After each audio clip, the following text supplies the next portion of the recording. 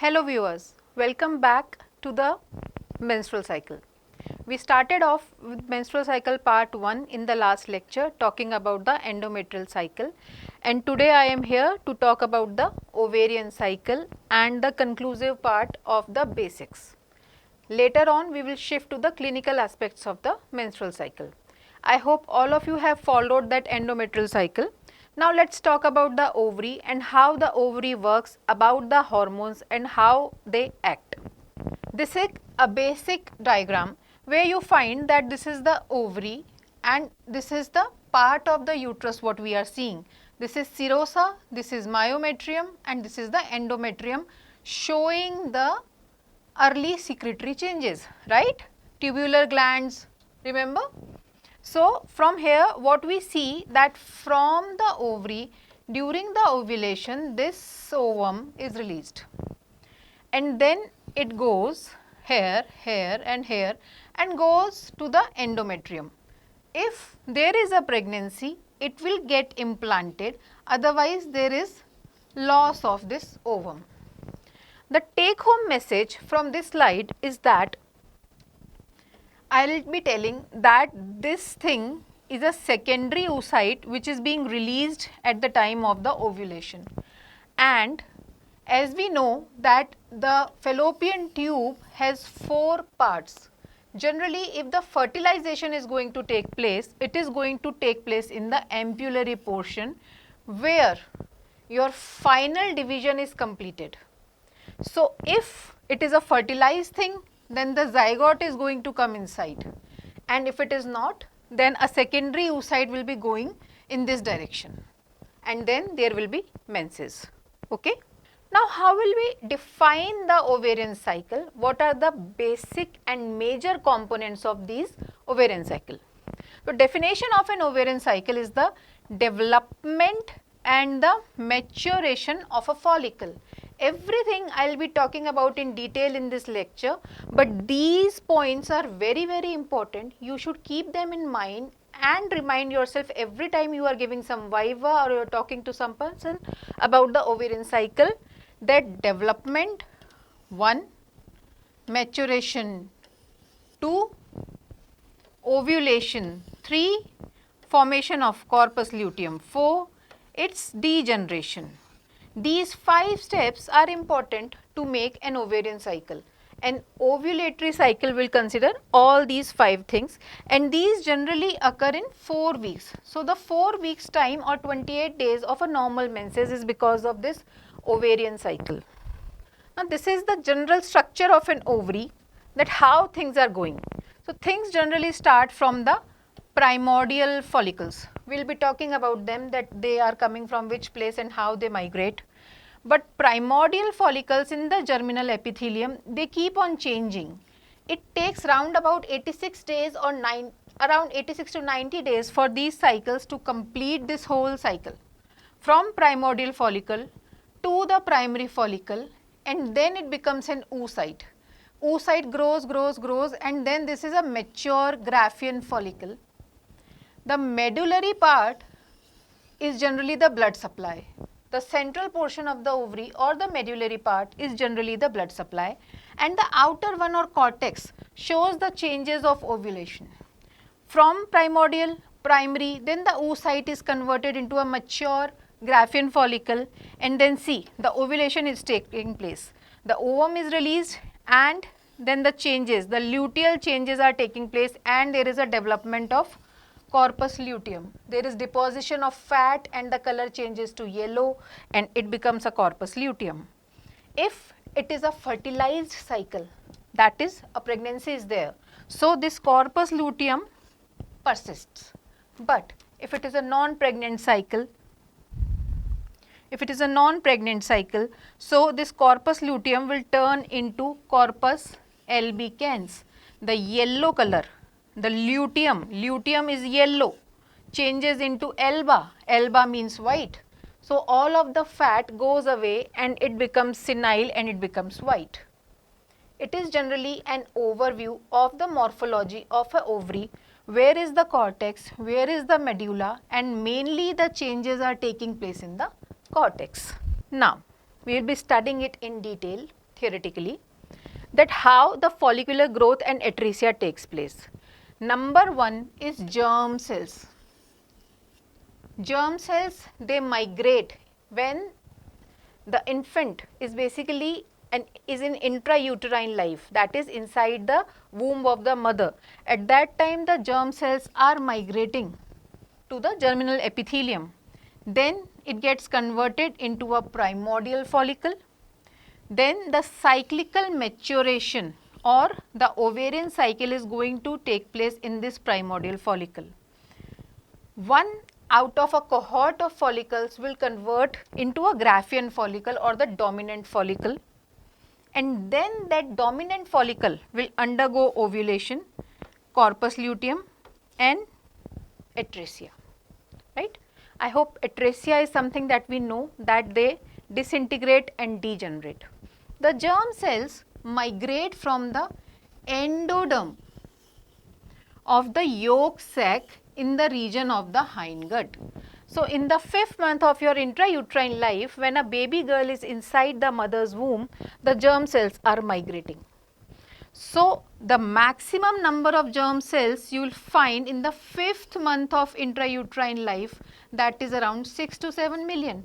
So, if you study a fetus which is 5 months old inside the mama's womb, you will find 6 to 7 million of these follicles. These were the germ cells. Now, they are converted into follicles. Follicles start going atresia there and then. Atresia is a continuous process. Some of them become dominant follicle later in life after puberty, and till menopause almost all of the follicles are atretic, so there are no more periods. It starts, the atresia goes on, and the 6 to 7 million gets converted into only 1 to 2 million at birth. So, when the child or the baby girl is born, she is born with around 1 to 2 million of follicles.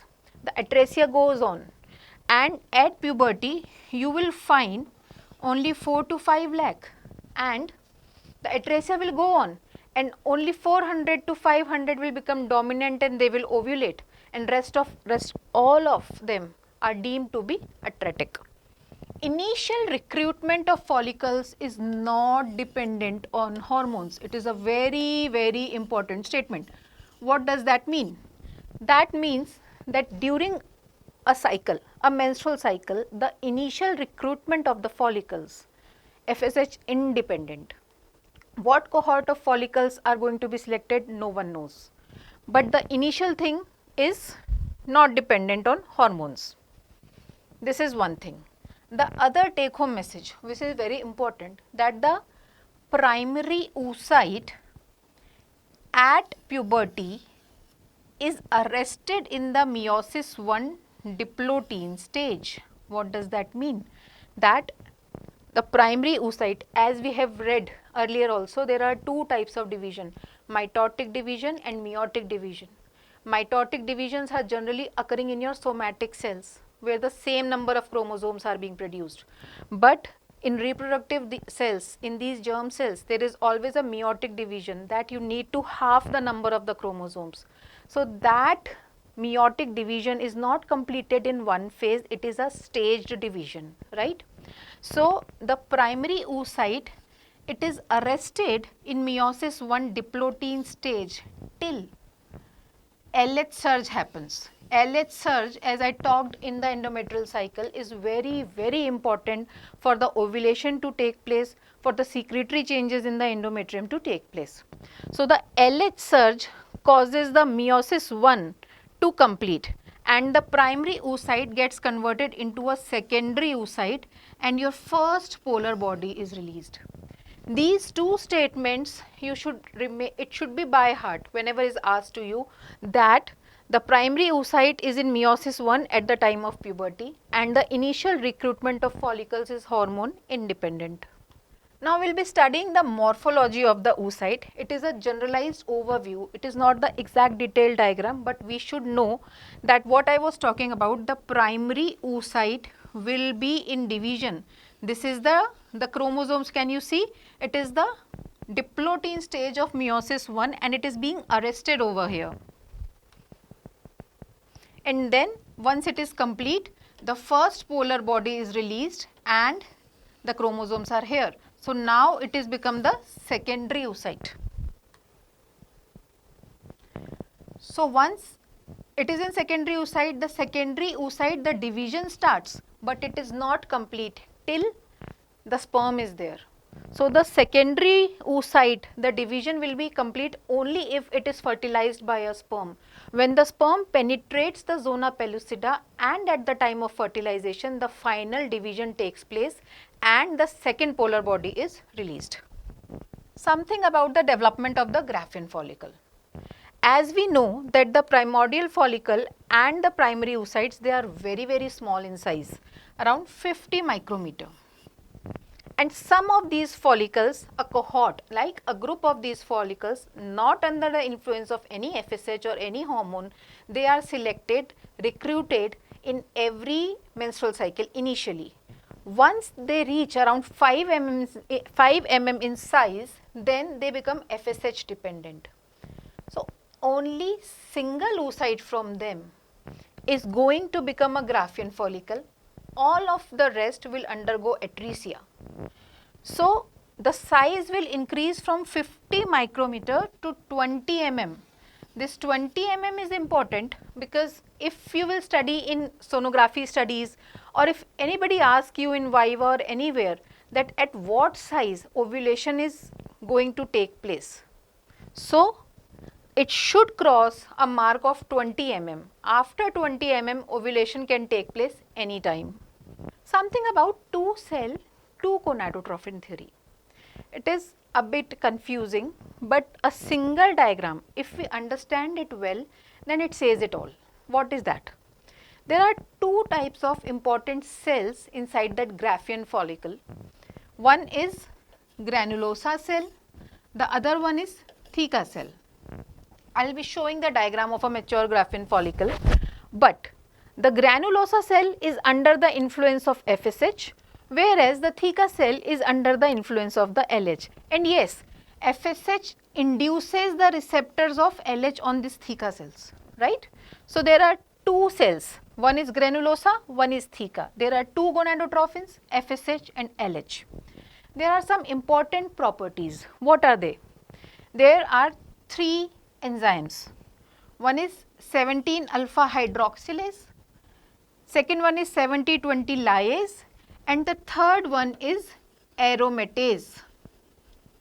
The beauty of this theory is that the granulosa cell contains aromatase, but it does not contain these two hormones. Whereas the theca cell, it has these two enzymes, but not aromatase. So they are interconnected and interrelated.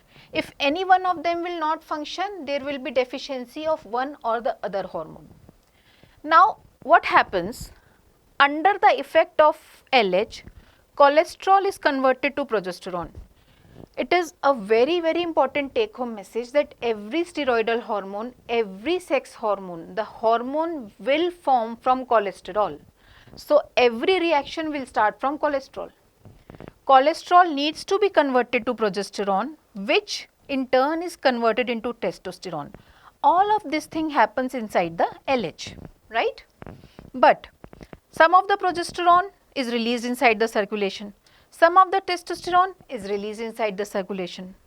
Rest of the testosterone, it enters the granulosa cell, where under the effect of aromatase, it is converted into estradiol or your estrogen, and it is secreted into the circulation. So the main source of estradiol is granulosa cells, whereas the main source of progesterone and testosterone is your theca cell. And both of these cells are interdependent, and both of them, like, we need two gonadotrophins also. I hope I am making myself clear, this two cell, two gonadotrophin theory, and how one cell is lacking in one enzyme, one specific enzyme, and that's way they are complementing each other. So first what we are studying was ovarian cycle. Now we will be studying all of those five phases, 5 stages in detail. First one is recruitment of groups of follicles, or the pre-antral phase. Pre-antral means before the Graafian follicle. About 20 antral follicles, about 5 to 10 per ovary, proceed to develop in each cycle. As I told you, a cohort of follicles are selected on random basis. The initial growth and recruitment of primordial follicle is not under the control of any hormone. So, no hormone, randomly they select a few follicles. Unless the follicles are rescued by FSH at the size of 2 to 5 mm, they all undergo atresia. What does that mean? If the body is lacking FSH, so there will be no ovulation, there will be no selection of a dominant follicle. This is what is happening before puberty. In my last lecture, I talked about at puberty what happens. There is pulsatile release of gonadotropins from your brain. Your hypothalamus start pulsatile release of GnRH, and then FSH and LH come into picture. So, FSH is needed for the selection of a dominant follicle, not for the selection of the cohort, right? So, the cohort is independent, but once it reaches the size of 2 to 5 mm, FSH is needed to form a dominant follicle. Now, when the selection of the dominant follicle occurs and how it occurs and why it occurs. So, as early as day 5 to 7 of your menstrual cycle, we know that this follicle is going to become the dominant one. How come? It should have the highest antral concentration of estrogen. As we know that granulosa cells under the effect of FSH will release estrogen. So, the one which contains maximum estrogen. What does that mean? Which contains the maximum granulosa cells and maximum FSH receptors. And lowest androgen to estrogen ratio. That means in toto there should be high estrogenic environment. And whose granulosa cells contain the maximum receptors of FSH becomes a dominant follicle. So, it is all about FSH and estrogen. The follicle which has the maximum number of FSH receptors and which can make the maximum amount of estrogen will become the dominant follicle. This is a graph showing very beautifully how the things go. So, initially it is from day 1 to day 15. Why day 15? Because on day 14 of a normal menstrual cycle, we are expecting the ovulation to occur. So, during the menses, when the lady is having periods or when she is bleeding, what is going inside the ovary? What is the ovary thinking? Ovary is thinking about the next cycle. So, it is getting ready again. There is a cohort of growing follicles. Of all of them will go atresia, only one will become a dominant follicle and it will keep on increasing in size. Size matters. See, size matters. As I told, from 5 mm onwards we need the support of FSH, and from 5 mm we have to reach more than 20 mm to ovulate. It is very important. The size is very important. So, dominant follicle will keep on increasing in size. And we can see that the recruitment has occurred, then the selection of the dominant follicle has taken place, and there is a dominance of a single follicle which reaches 20 mm, and then there is sudden LH surge, and that sudden LH surge will cause ovulation. Now, the structure of a mature Graafian follicle. You will get this in your all exams, in your theory exams, in your vivas they will ask about it, in your NEET exam, everywhere, that what is the structure of a Graafian follicle and how does that matter. So, if I start from external to internal, this is the pink one, can you see? They are theca externa, theca interna. What is the importance of theca cells and granulosa cells? We have seen in the 2-cell 2 gonadotropin theory. And then there is membrana granulosa. And then this is the antrum inside. This antrum is very important because it is highly estrogenic. The maximum amount of estrogen in this fluid has led to the dominance of this follicle. So, this fluid in the cavity, it contains maximum estrogen, and the first sign of ovulation, that is the presence of LH in this fluid, will show that yes, it is going to ovulate. This is your ovum. This is the nucleus, and there is a glycoprotein layer called as the zona pellucida. This is important because the sperm has to penetrate through this zona pellucida for the fertilization to happen. So as I told you, a fully mature Graafian follicle from outside inward will contain a theca externa, that is externally, interna internally, membrana granulosa, membrane of granulosa which is limitans membrane, the granulosa cell layer, and the antrum which contains hormone rich fluid. The next three steps I have kept in one slide only because I have talked about ovulation in detail in the endometrial cycle, that how the surges happen. I'll recapitulate it here, that during ovulation we know that this is our menstrual cycle and this is day 14. Before this, FSH will peak. Because of this FSH peak, estrogen will peak, and this estrogen will cause a positive feedback, and then there will be sudden LH peak. After 10 to 12 hours of sudden LH peak, there is ovulation, and after ovulation all the hormones come down and only progesterone rises, right? So in ovulation you need to remember this chart is sufficient. Then once there is ovulation, then corpus luteum is formed. Corpus luteum has fat inside, it looks yellow in color, which we have talked. And if there is no pregnancy, that is there is no HCG in the body, there is no trophoblast in the body. So at day 22 to 23 of the menstrual cycle, the demise or the death of the corpus luteum starts. And since there is a death of corpus luteum, so there is sudden fall in all the hormones, estrogen as well as progesterone, that causes shedding of the endometrium. Now something about endocrinology. There are ways to study ovarian cycle. You should know that how to answer in exam. You should know the concepts and you should know how to concise them. Now what does FSH do? FSH is mainly acting on granulosa cells. Always remember, once it is acting on granulosa cell, it will secrete estrogen plus inhibin B. This is important because the first half of the cycle or the proliferative phase is all about granulosa cells, and the second half is all about progesterone. So granulosa cells will secrete estrogen and inhibin B in the first half of the cycle. This estrogen will cause a negative feedback. This estrogen will cause a negative feedback that will lead to decrease in FSH, and a positive feedback, and there will be immediate immense release of LH. So the hike in estrogen is very important for the FSH to fall and LH to rise, and this change will lead to ovulation. And simultaneously it is releasing inhibin B also, which will cause a negative feedback in FSH. So FSH falls in the second half and it starts rising again and preparing for the next menstrual cycle. What is the role of LH? LH surge is important. LH is one hormone which has only a single peak, just like that. LH surge, as I told, it acts on the primary oocyte and the meiosis 1 resumes.